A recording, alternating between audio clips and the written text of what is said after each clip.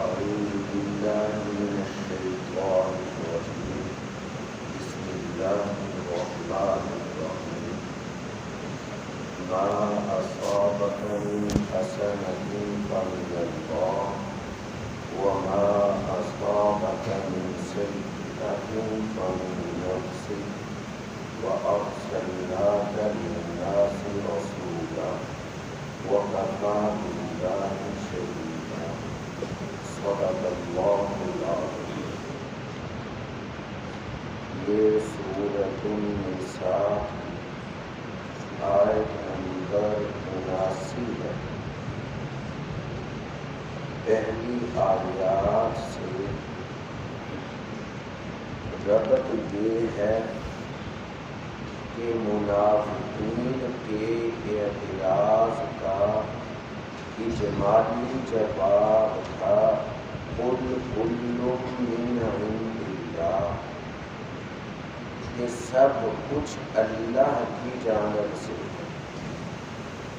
آگے والی آیت میں اسی کا قدر وضاحت سے تذکرہ ہے. آیت کا ترجمہ ہے کہ جو کچھ بھی تم کو پہنچے خیر اور بھلائی، حسنہ تمام خیر بھلائی خوشحالی، فمن اللہ، بس وہ محض اللہ کی طرف سے. اور جو پہنچے تم کو برائی، یہ سیئہ کا معنی برائی، بری حالت، بد حالتی، فمن نفسک، تو یہ اے مخاطب تیرے نفس کی طرف سے، کہ کسی کو جو بھی خیر اور بھلائی پہنچتی ہے وہ محض اللہ کا فضل اور انعام. اگر کوئی کہے کہ اس میں میری محنت کو بھی دخل ہے، میری دگ و دو کو بھی دخل ہے، تو یہ محنت اور دگ و دو کی توفیق مل جانا یہ بھی اللہ کا فضل ہے. تو اس لیے جو خوشحالی اور جو خیر پہنچتی ہے وہ محض اللہ کا فضل ہے.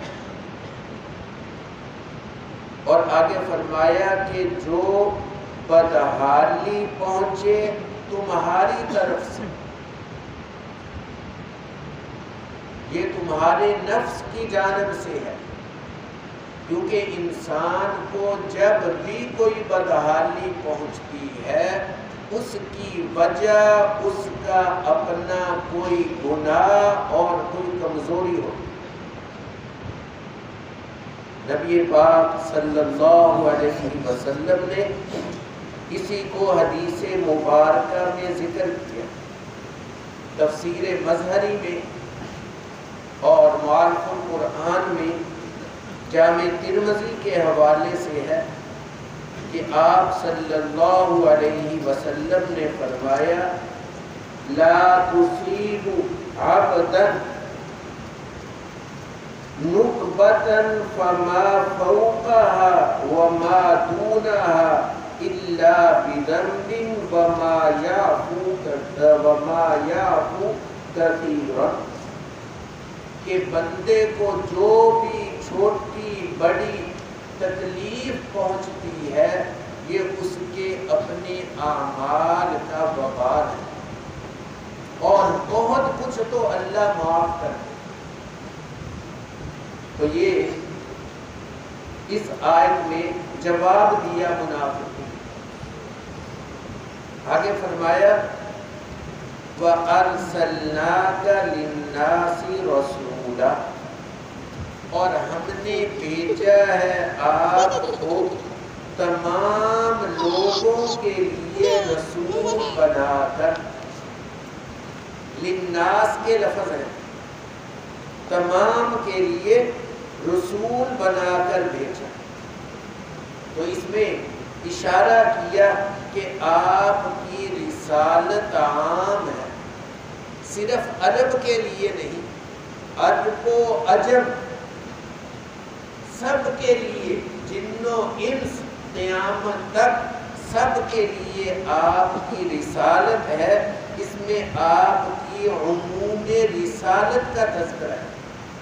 بیان قرآن میں حکیم الامت حضرت تھانوی رحمۃ اللہ علیہ نے یہ بات ذکر کی، اور اس کے علاوہ اور بھی بہت ساری آیات ہیں جس میں یہ بات بالکل واضح ہے کہ ہم نے آپ کو تمام لوگوں کے لیے پیغمبر بنا کر بھیجا۔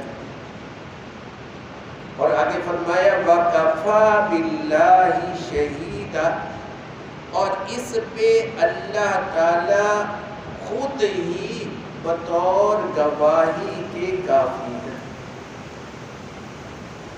کہ اللہ تعالی نے آپ کی نبوت کی گواہی دے دی۔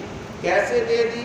یہ قرآن گواہی ہے، ارسلناک قولی گواہی ہے، سارا قرآن یہ گواہی ہے۔ اور پہلی گواہی کیسے ہے کہ عملاً آپ کو ایسے ایسے معجزات عطا کر دیے کہ ایک ایک معجزہ وہ بتلا رہا ہے کہ آپ اللہ تعالیٰ کے آخری پیغمبر ہیں۔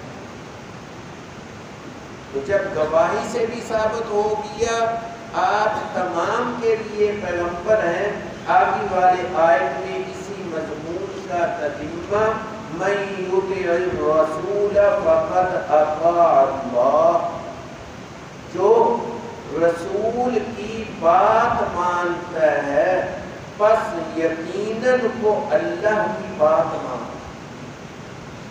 کہ آپ صلی اللہ علیہ وسلم کی بات ماننا یہ اللہ کی بات ماننا ہے۔